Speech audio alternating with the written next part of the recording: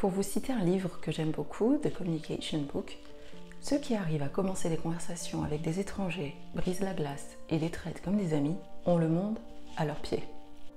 Imaginez-vous, vous êtes en mission pour le travail et on vous envoie un cocktail professionnel pour représenter la boîte.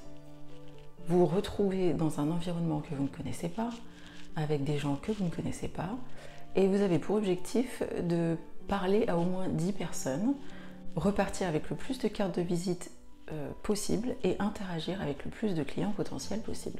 Mais voilà, vous ne savez pas comment aborder les gens. Vous avez peur d'être maladroite, de ne pas savoir quoi dire en plein milieu de la conversation. C'est normal. Et la solution à ceci est simple. Il suffit de se préparer. Comme pour tout, il faut un minimum penser à l'avance. Et je vous garantis qu'avec de la préparation, vous arriverez à conquérir tous ces petits challenges, que vous soyez introverti, timide ou novice. Pour votre préparation, notez bien ceci.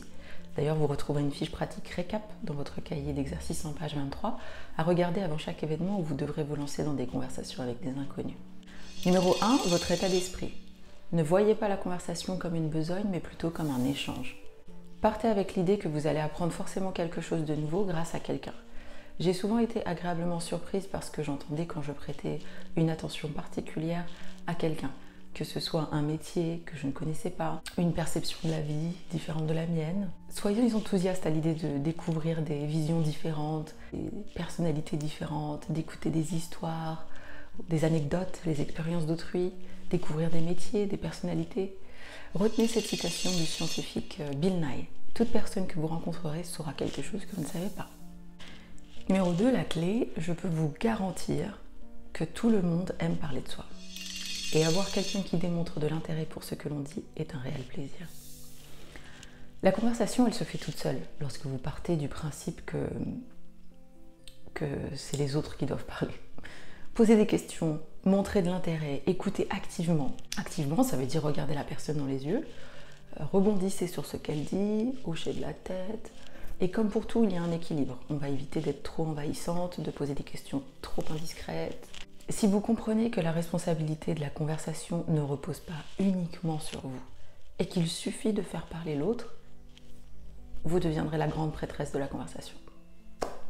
Épictétus a dit « On a 2 oreilles et seulement une bouche pour pouvoir écouter 2 fois plus que l'on ne parle ». En numéro 3, les sujets de conversation, ils se préparent aussi.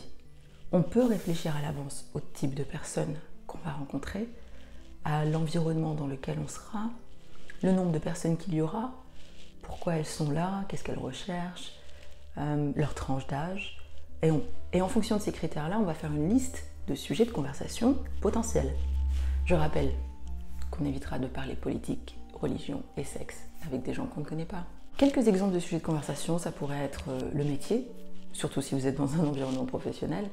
Donc ça veut dire l'entreprise pour laquelle vous travaillez, le poste que vous occupez, l'utilité du poste au sein de l'entreprise, l'expérience, les aspirations.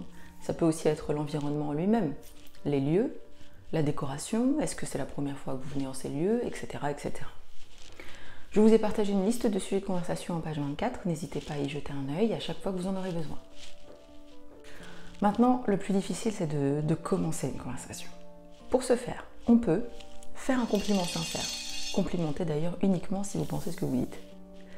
2, ce serait de poser une question. Ça, c'est la plus courante. On évitera les questions qui donnent des réponses fermées, oui ou non. Le « que faites-vous dans la vie ?» c'est très classique. C'est pas mal, mais tout le monde ne travaille pas et tout le monde n'est pas forcément fier de son activité professionnelle surtout. Préférez dire « qu'est-ce qui vous tient occupé en ce moment ?» Et si quelqu'un ouvre la conversation en vous posant une question, faites l'effort d'aller plus loin que « oui » ou « non » et développez. Rebondissez en posant une autre question à la personne. Cherchez à en savoir plus sur elle. En fait, une conversation, c'est un peu comme jouer au ping-pong, on se renvoie la balle constamment. Une autre technique, et ça c'est ma préférée je pense, c'est de demander conseil. Les gens aiment donner des conseils et offrir leur expertise. Si vous demandez conseil, vous créez de l'intimité et l'intimité rend le rejet difficile. J'aime beaucoup commencer mes conversations par « Dites-moi Jean-Claude, j'ai besoin de votre expertise sur ce sujet. » Et la personne est toujours ravie de pouvoir aider et de se sentir utile. Essayez-le et vous allez voir les yeux de la personne s'illuminer, c'est magnifique. Pour entretenir une conversation, il faut écouter activement. Écouter, c'est un cadeau. On offre à l'autre son attention et c'est extrêmement bien perçu.